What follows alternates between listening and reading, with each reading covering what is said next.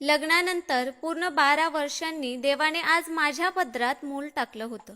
परंतु जेव्हा डॉक्टरने सांगितलं की माझी मुलगी जन्मताच आंधळी आहे आणि तिच्यावर उपचार देखील होऊ शकत नाही, तेव्हा माझ्या डोळ्यातून अश्रू वाहू लागले. मी माझ्या मुलीकडे पाहत देवाजवळ तक्रार करू लागले की जर त्याला अशी आंधळी मुलगी आमच्या पदरात टाकायची होती तर आम्हाला आयुष्यभर मूल दिलंच नसतं, तेच बरं झालं असतं.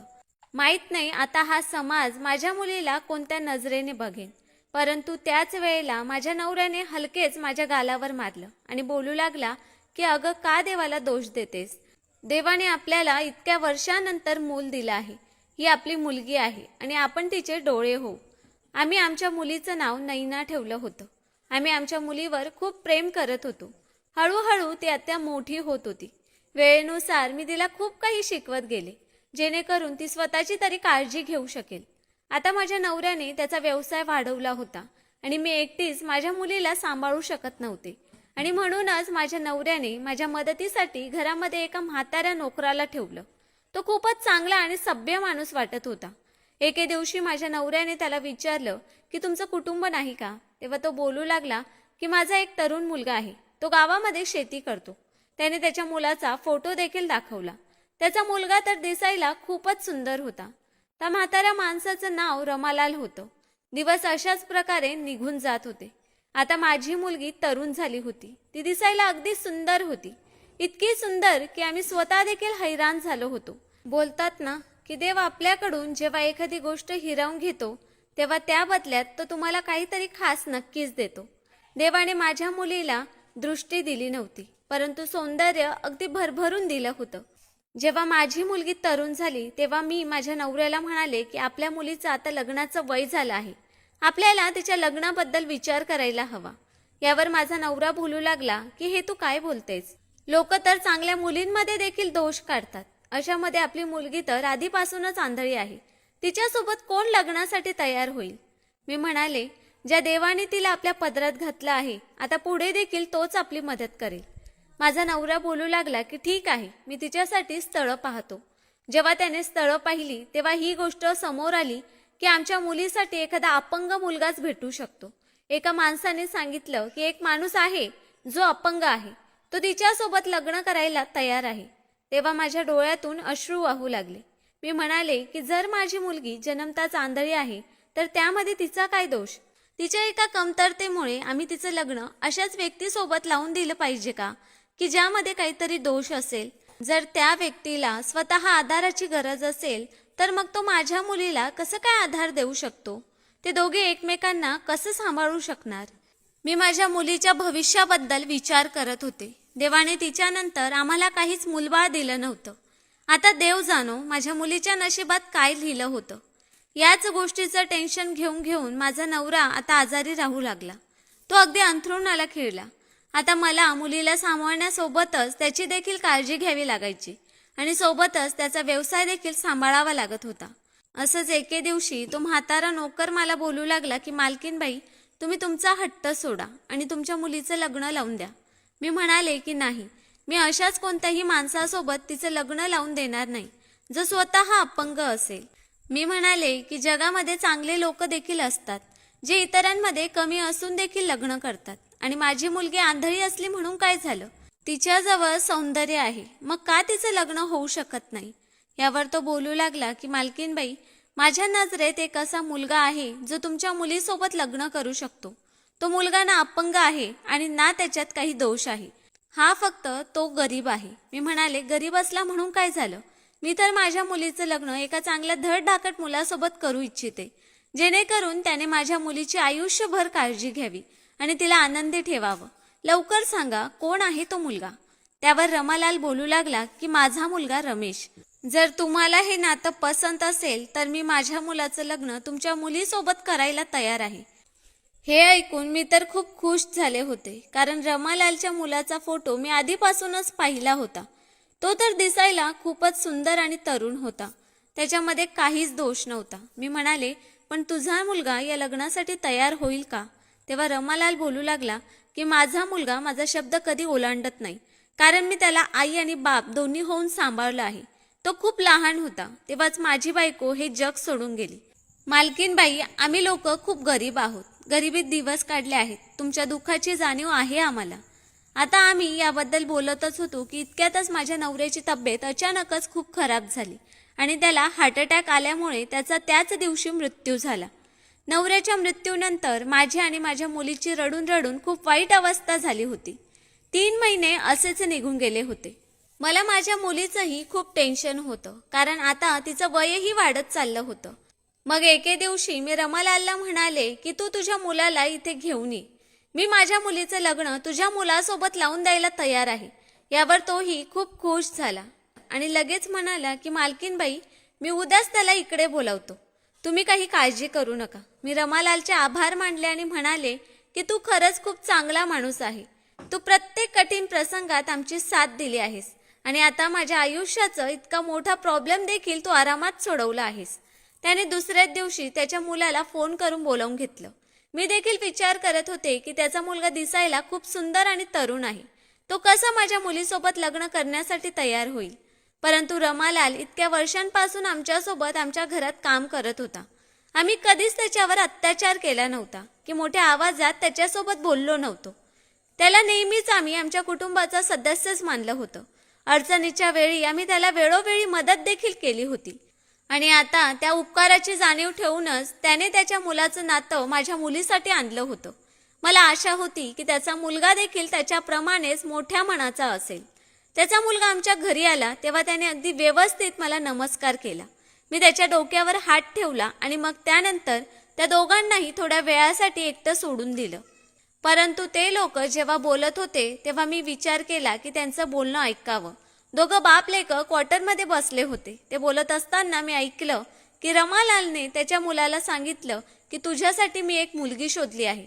फोनवर तुला सांगितलं होतं, मला तुझं तिच्यासोबत लग्न लावून द्यायचं आहे.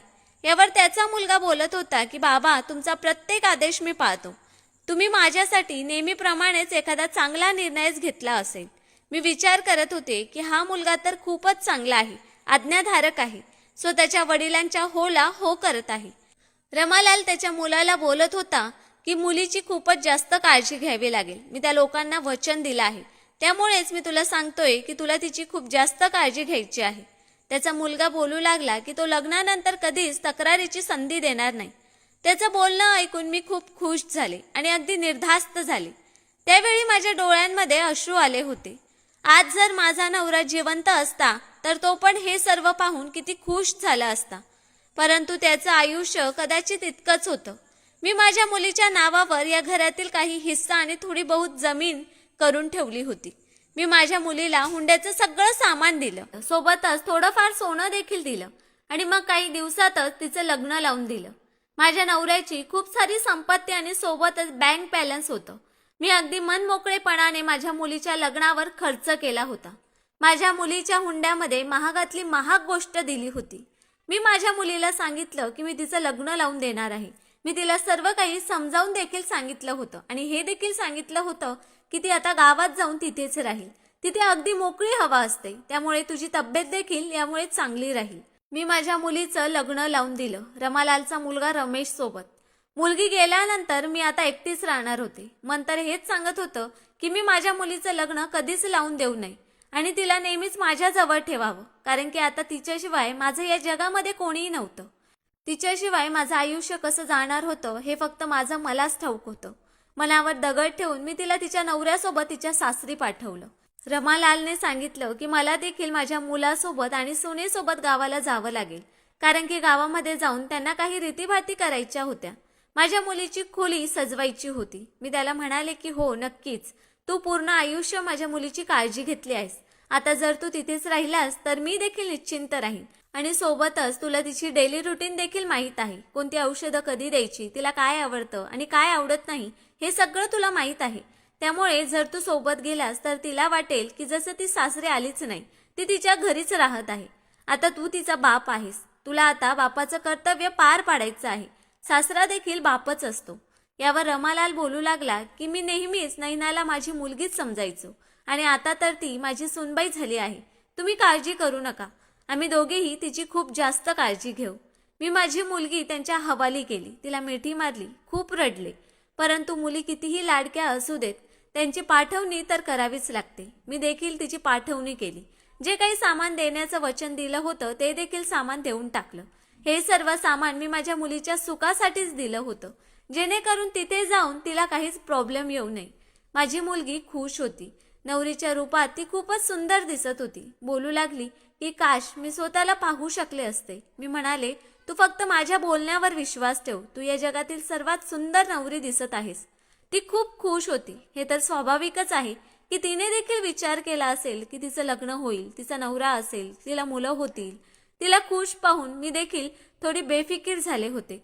मग ती तिच्या नवऱ्यासोबत सासरी गेली. ती रोजच्या रोज माझ्यासोबत फोनवर बोलायची. मग ती तिच्या संसारात व्यस्त झाली आणि मी माझ्या नवऱ्याचा व्यवसाय पाहत होते. जसा वेळ मिळायचा तसा मी माझ्या मुलीला फोन लावून तिच्यासोबत बोलायचे. मुलीसोबत फोनवर बोलून मी मनातल्या मनात खूप खुश व्हायचे. परंतु एके दिवशी सकाळी खूप विचित्र स्वप्न पाहिलं. माहित नाही का त्या स्वप्नाला पाहून मी खूप जास्त टेन्शनमध्ये राहू लागले. मी जे स्वप्न पाहिलं होतं ते स्वप्न काही अशा प्रकारे होतं की मी पाहिलं एक सुनसान खंडर असं परिसर आहे, जसं एखाद्या जंगलात असतं.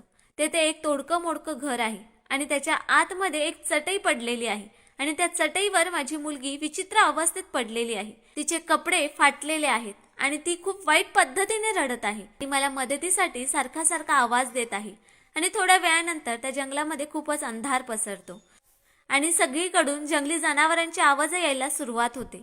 मी नैनाजवळ जाण्याचा प्रयत्न करत असते, परंतु जोरदार वारा मला मागे ढकलत असतो. त्या थोडक्या मोडक्या घरातून माझ्या मुलीचा ओरडण्याचा आवाज येऊ लागतो. ती खूपच ओरडत असते, किंचाळत असते, जणू काही ती खूपच त्रासात आहे. मी या स्वप्नामुळे अशा प्रकारे जागी झाले, जणू काही एखादा पाण्यात बुडताना अचानक वर येतो. माझं हृदय जोरजोरात धडधडत होतं. मला दरदरून घाम फुटला होता. घसा पूर्ण कोरडा पडला होता. मी पाणी प्यायले आणि मग सगळं आवरून देवपूजा करू लागले. देवपूजा केल्यानंतर मी माझ्या मुलीला फोन केला, परंतु ती फोन उचलत नव्हती. आज माझं मन अचानकच खूप अस्वस्थ झालं होतं. मी विचार केला की मला तिला भेटायला जायलाच पाहिजे. मी तिच्यासाठी तिच्या आवडीच्या काही वस्तू खरेदी केल्या आणि तिला न सांगताच तिच्या घराकडे निघाले. मी विचार केला की मी तिला न सांगताच तिच्या गावी जाईन. त्यामुळे अचानक मला पाहून माझी मुलगी देखील खुश होईल आणि हैराण होईल की मी तिला भेटण्यासाठी आली आहे. मी गावात पाऊल ठेवलं होतं की इतक्यात एका पुरुषाला पाहिलं, जो भाजी विकत होता. मी त्याला विचारलं की रमालालचं घर कोणतं आहे. तेव्हा तो बोलू लागला की रमालाल सावंतचं घर का? मी म्हणाले हो. तर तो बोलू लागला की तुम्ही त्याच्या घरी जात आहात का? मी म्हणाले हो, त्यामुळेच तर विचारलं आहे ना. माझं बोलणं ऐकून त्याने विचित्र चेहरा बनवला आणि मग बोलू लागला, रमालाल देखील अगदी कमालीचा माणूस आहे, मोठे मोठे शिकार करतो. मी म्हणाले काय काय बोललात तुम्ही? तेव्हा तो बोलू लागला की काही नाही, जेव्हा तुम्ही तिथे जाल ना तुम्हाला आपोआपच समजेल. मी विचारत पडले की त्याच्या बोलण्याचा काय अर्थ असेल. मग मी रमालालच्या घरी गेले. तेव्हा दरवाजा उघडलेला होता. मी आतमध्ये गेले तर समोरच मला रमालालची काठी दिसली. मला समजलं की हे त्याचंच घर आहे. मी पाहिलं आसपासच खूपच शांतता होती.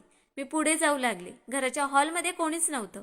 मला एक खोली दिसली, जी खोली नवीनच बनवलेली होती. मी विचार केला कदाचित त्याच खोलीमध्ये माझी मुलगी असेल.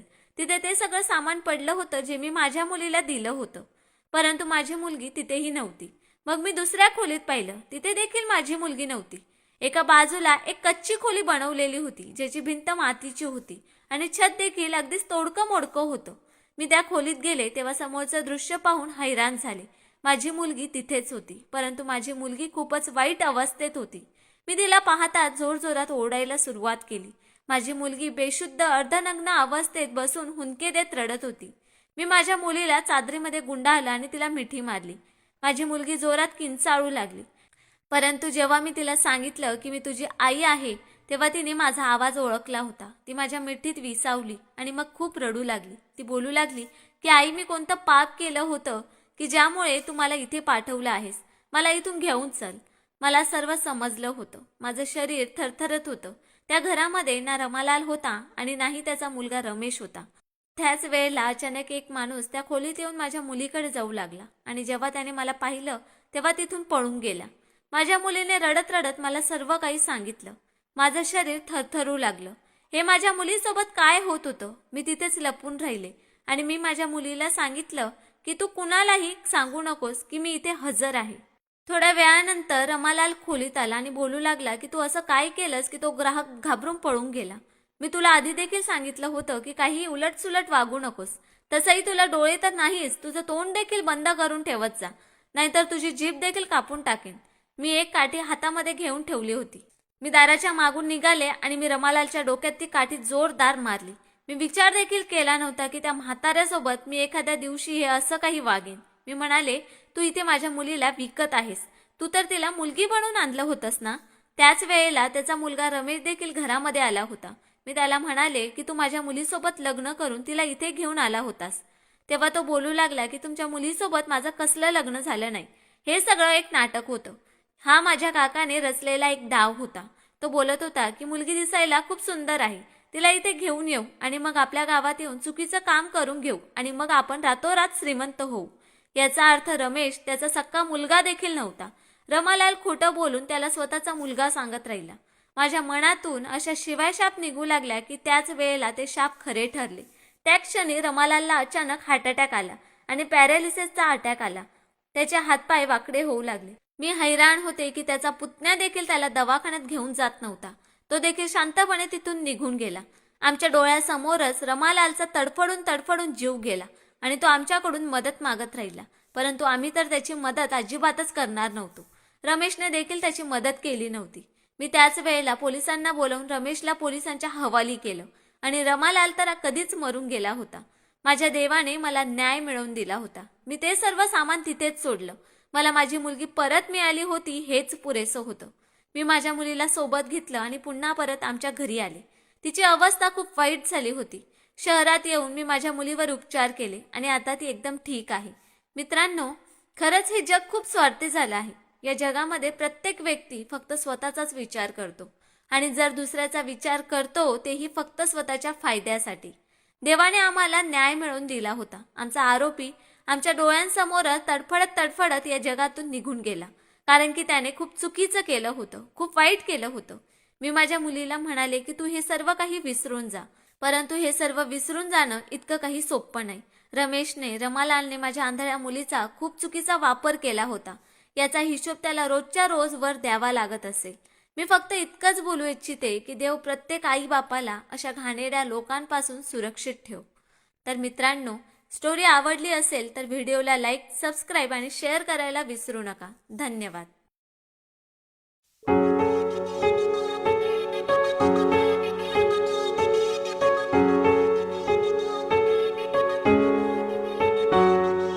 सुनो ये दिल कहे बार बार, प्यासा हूँ मैं सागर हो तुम. सुनो ये दिल कहे बार बार, प्यासा हूँ मैं सागर हो तुम.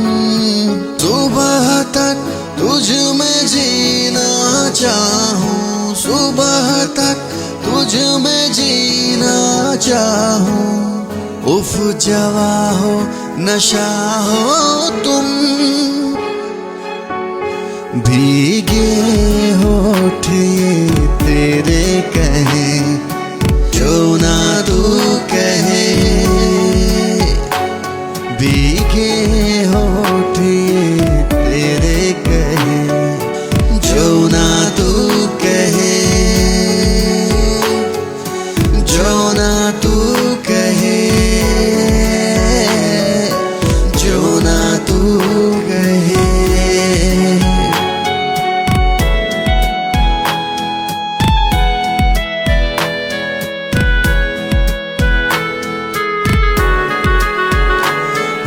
सांसों की गर्मी तेरे तन की आग से होश मेरे उड़ने लगे.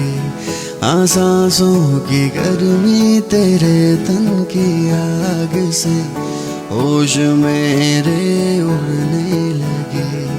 पिला दे लबों से लगा के गले, प्यास अब ये अधूरी ना रहे.